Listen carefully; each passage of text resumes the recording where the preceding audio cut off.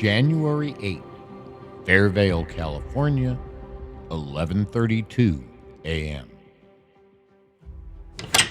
Justine Gillespie, the young blonde attorney, followed Martin through the front door. Jack was standing at the door waiting for them, and he ran to his father and threw his arms around his knees, hugging him as tightly as he could. "Father, you're home. You're home, Father. You're home, you're home, you're home." Martin smiled and picked up Jack to hold him close. "Yes, I am, Jack. This nice lady helped Mr. Ross get me out of there and come home to you and Mother." Malcolm Ross stepped into the house and closed the door behind him. He walked to Marion, who was standing at the foot of the stairs, glaring a bit at Justine. He extended his hand. "Hello, Marion. We got him out on bail." Marion shook his hand, and she grinned at him. The feds weren't even considering it until Grasso and Associates intervened. He turned to the door. "This is Justine Gillespie from their firm. She wants to talk with the family about a way to put this all behind us." Justine walked to Marion and shook her hand. "Good morning, Mrs. Zephyr. I hope this isn't too much of an intrusion. Mr. Zephyr thought it would be better if we talked to Jack here rather than in our offices." "I'm not entirely sure I'm going to let you talk to Jack at all, Ms. Gillespie.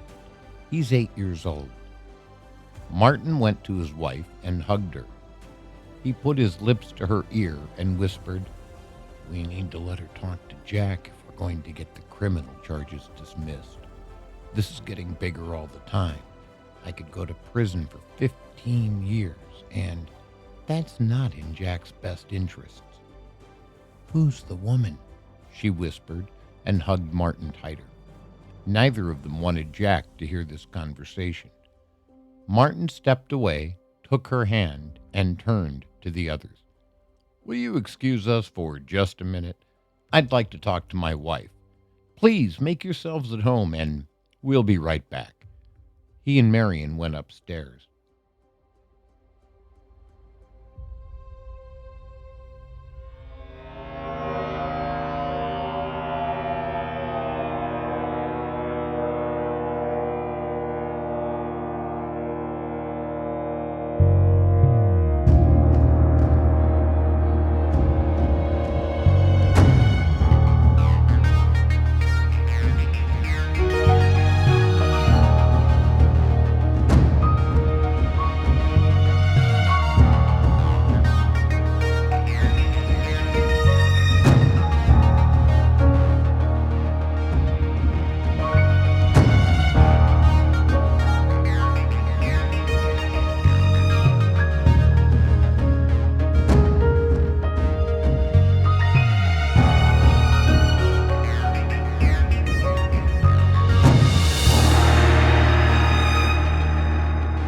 Good morning, good evening, good afternoon, or good night, whatever time of dimension that you are in. This is your host, Chris. Welcome to Interstellar Frequency. I know some of you have been waiting a long time, and this is now the final conclusion of the Teddy Bear Coder. Enjoy.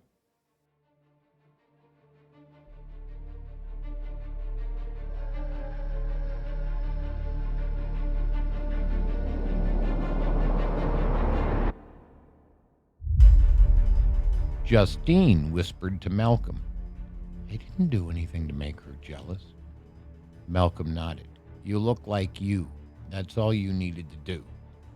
He knelt to Jack. "It's nice to see you again, Jack." Jack didn't look up. "Uh-huh. Is Teddy around? I think he should meet my friend Justine." "Yeah, but I don't know if I should get him. He's shy, too." Justine kneeled next to Jack. "I promise I'll be nice to him. I was hoping he could teach me a little bit about coding is all." Would that be all right?" Jack nodded without looking up, and he went up the stairs. When he reached the top and headed toward his room, he heard his parents' voices down the hallway. "Paranoia doesn't serve us well right now, Marion. There's nothing going on with that woman. I never met her until this morning." "I know," Marion sighed. I haven't forgotten. It was 7 years ago. It was one mistake, one time." And their voices trailed off as Jack went into his room. Teddy was transferring the bean plant into a larger pot, and he turned to see his best friend. "Good afternoon, Jack. It's doing so well. I felt the need to increase its capacity to grow and blossom even more completely.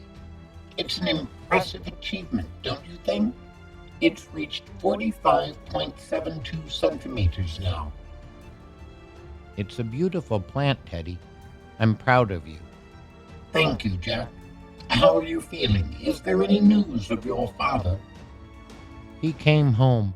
I guess if we want him to stay here, you have to talk to the lady who brought him. Do you mind?" "I have been programmed to serve our family, Jack. You know that. Whatever I can do to be of service." "You're my best friend. I don't know what I would do without you." Teddy took Jack's hand and led him out of the room. Marion and Martin reached the staircase just before the boys, and the family descended it as one.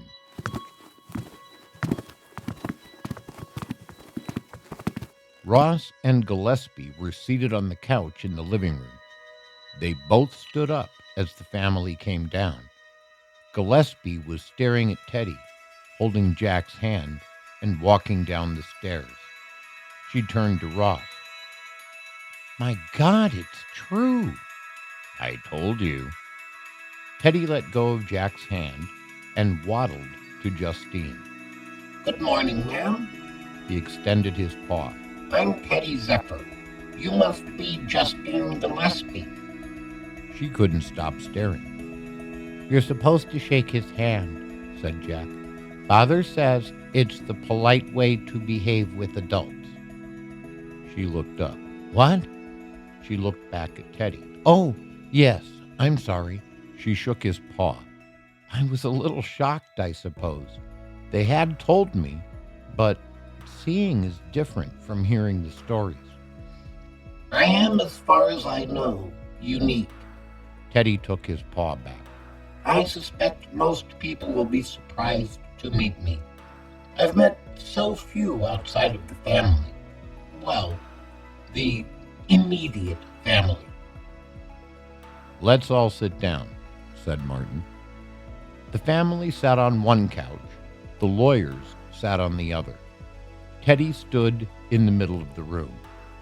"How may I help you, Ms. Gillespie?"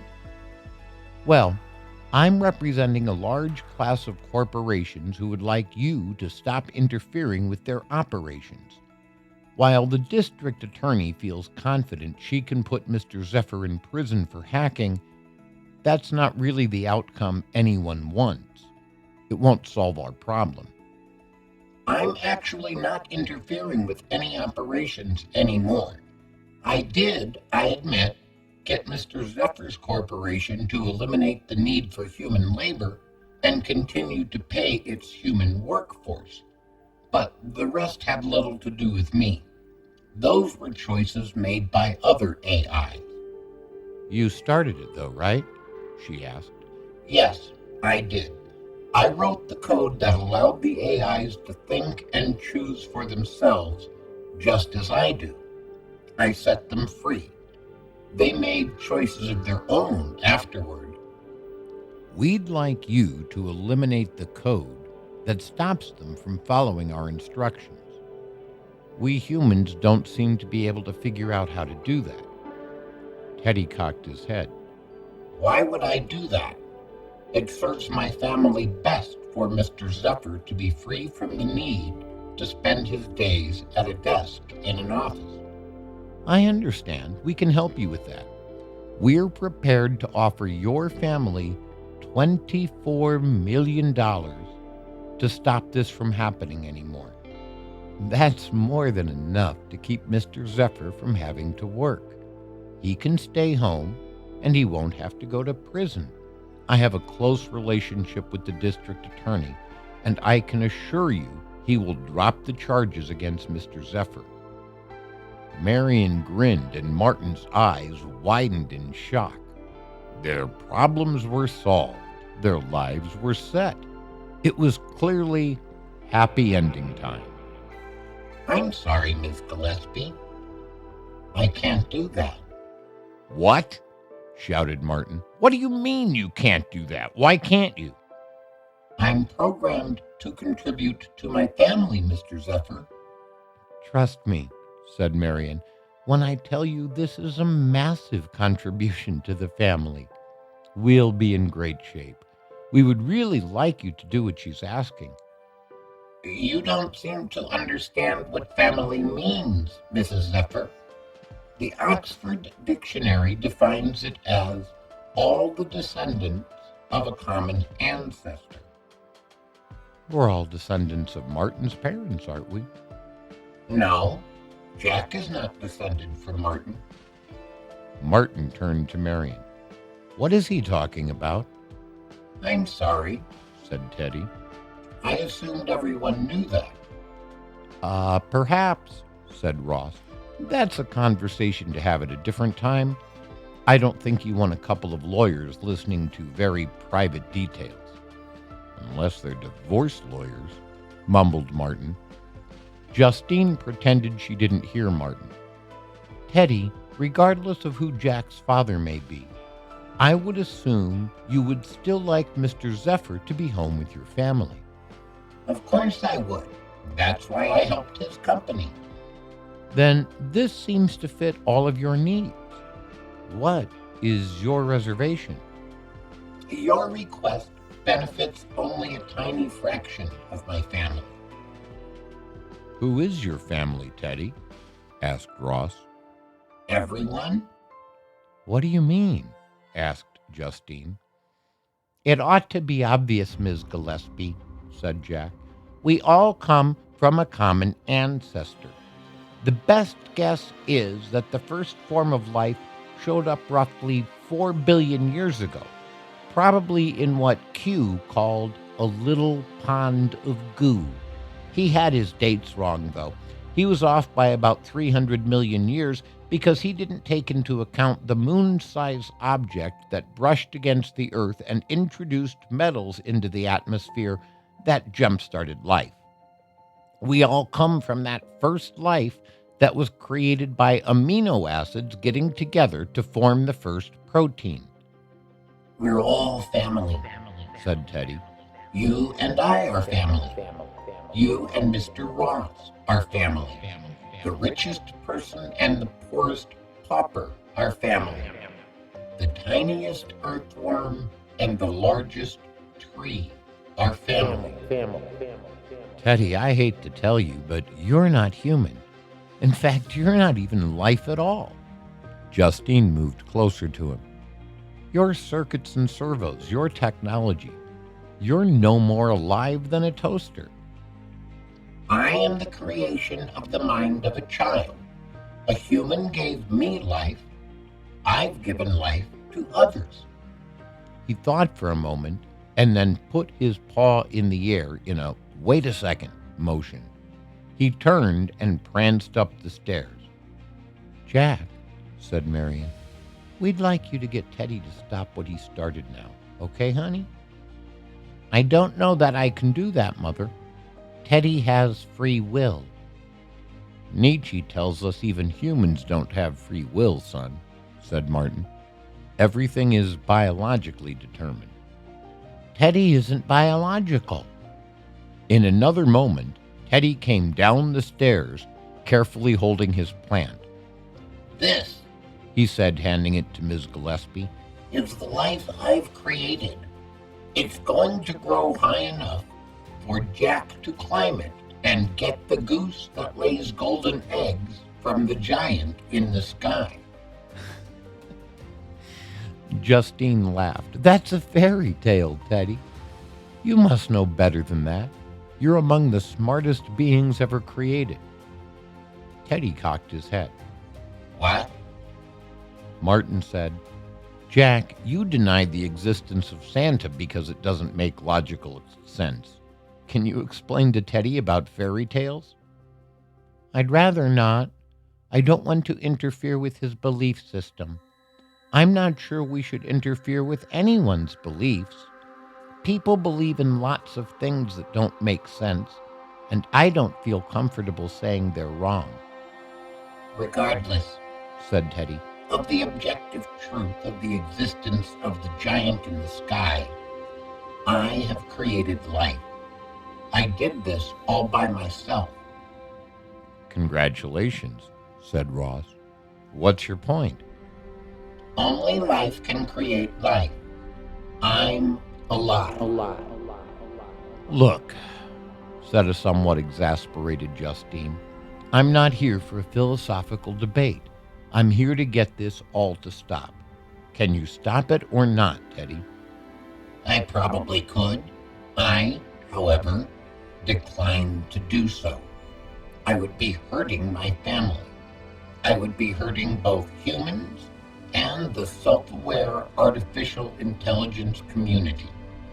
I won't do that.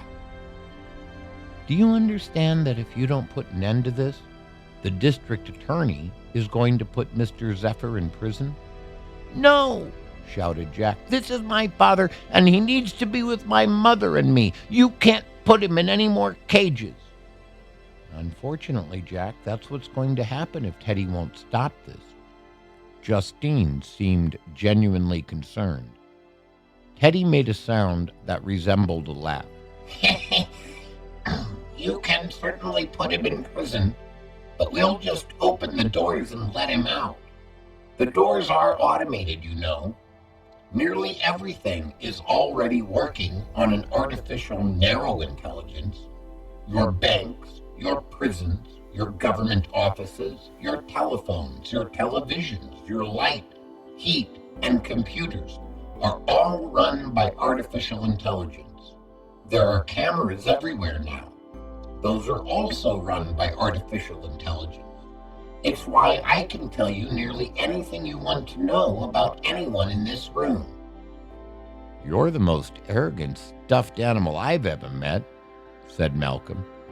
Let's start with Mr. Ross, shall we?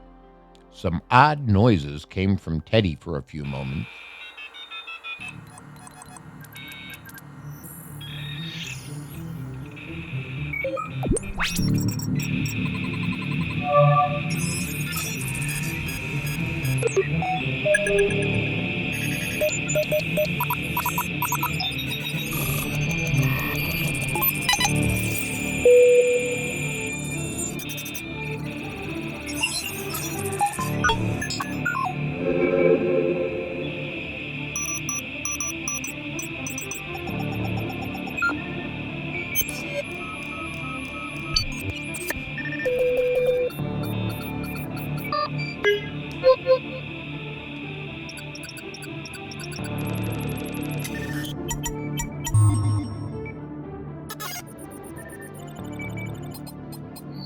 And then he sighed softly and began to speak again.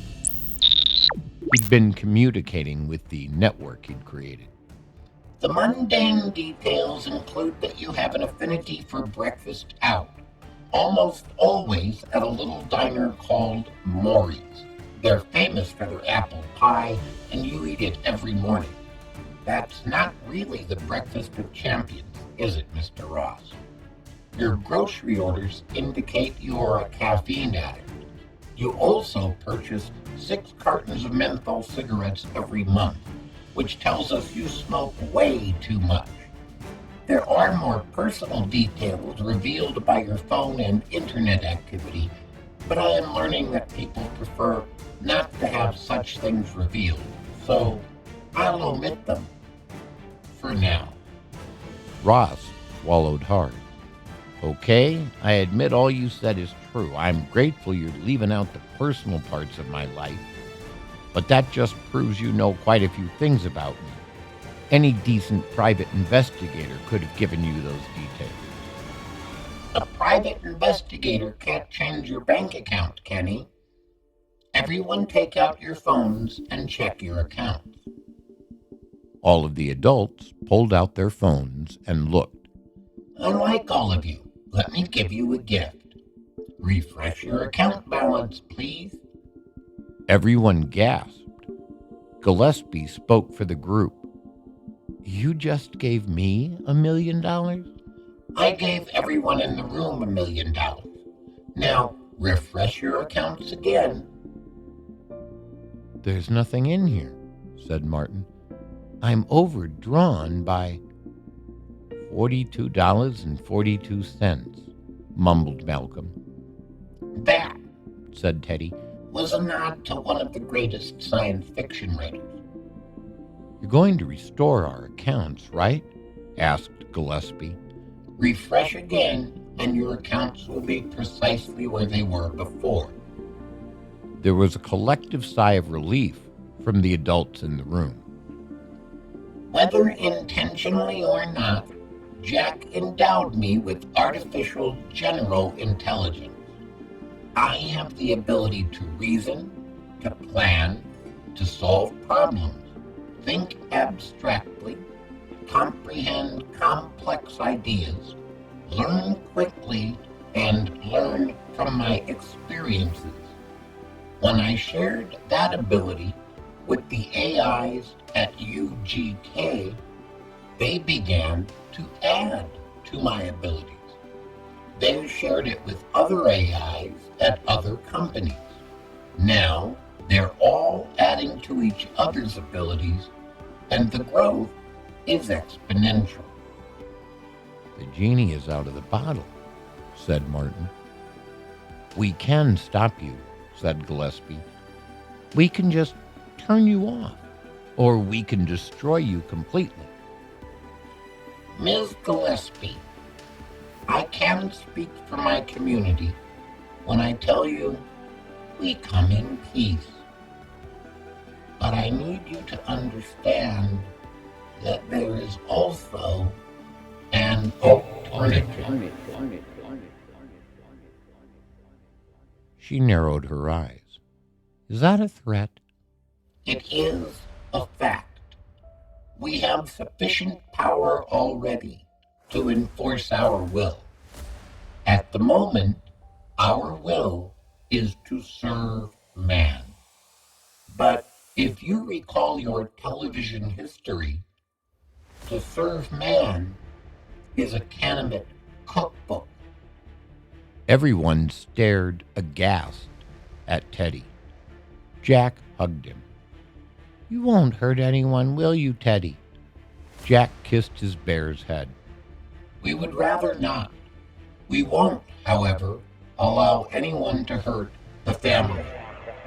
The time of war and famine, of homelessness and poverty, of wage slavery and the destruction of our shared planet are all coming to an end. We won't allow anyone to interfere.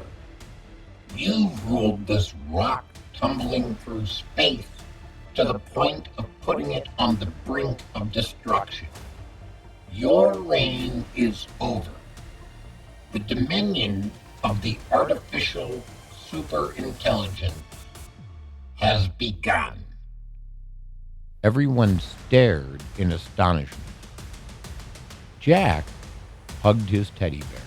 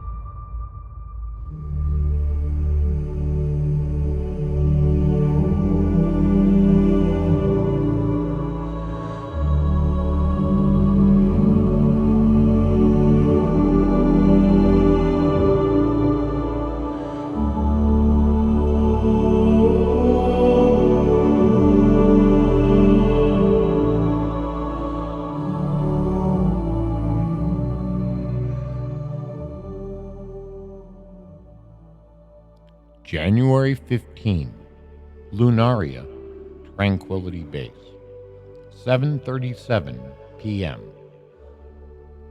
Teddy, who was now 5 feet tall and nearly human in appearance, he had maintained much of his fur, but his eyes were eyes and not plastic toys, and he had added better panda ears, ambled with great effort into the Spartan concrete room, carrying a cake with in excess of 100 candles on it. Bilbo Said Teddy, setting the cake on the little table. would call this your 11th birthday. Jack put both hands on his chair, pushed himself up, wobbled a bit, and got to his feet. Is there anything you haven't read yet? I haven't read your book yet. I haven't finished it. That's probably why. Shall I sing Happy Birthday for you? I think I've heard that song quite enough, thank you, Bear. Could you sing some Sereniments or maybe some James Taylor? A Mozart aria, perhaps? You still love the classics. Music has come a long way in the last few decades.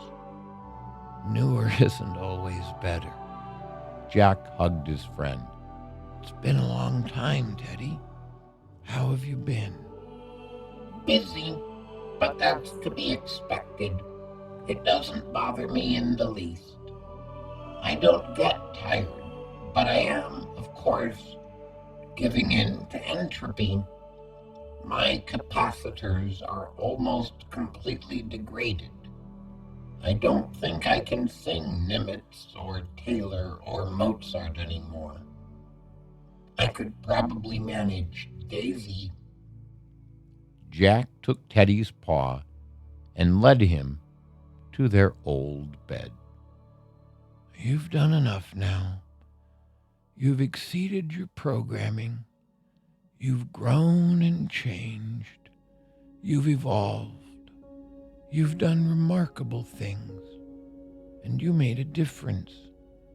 I think that's enough for one lifetime. Don't you? Teddy laid down on the bed. I knew I needed to be with you at the end, Jack. You still have some time to go, I predict. Maybe, but I doubt it, Bear. I am old and tired now. The beanstalk is still in your driveway. It's such an old ship. Why haven't you replaced it? There are much better models now. Newer isn't always better. I have an affection for that ship. You built it for me. You named it for me. It got me here. That's what means something to me. I don't have anywhere to go anymore. I'm not going back to Earth. I'm not even going to get groceries. They're all delivered now. I sit in my little room and I write. That's all I want to do. I noticed you still have my bean plant, too. That's sweetly sentimental of you. It just broke 50 feet tall last year. It's far and away the largest bean plant in history. You should be proud. Teddy took Jack's hand in his paw. I'm proud of many things, but I'm proudest of you. I love you, Jack. Daisy, Daisy, sang Jack. Give me your answer too. Teddy was falling asleep, but sang back, I'm half crazy, all for the love of you.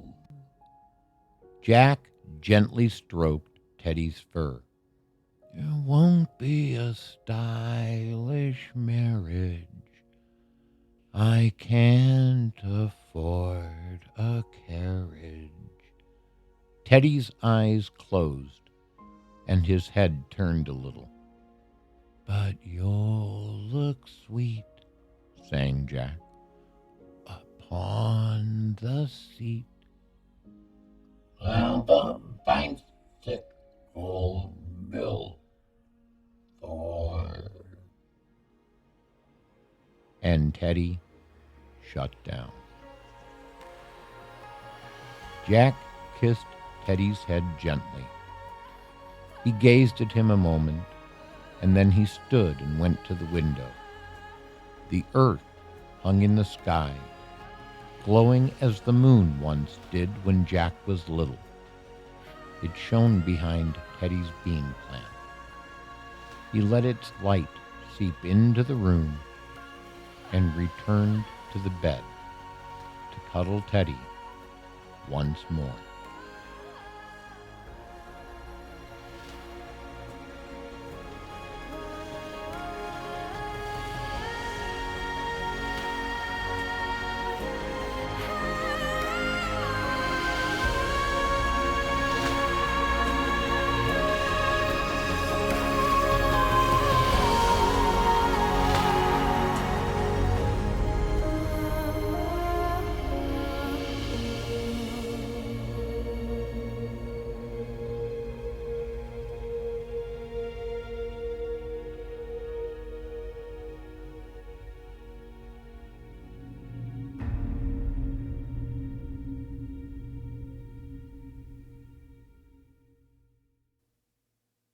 There you have it.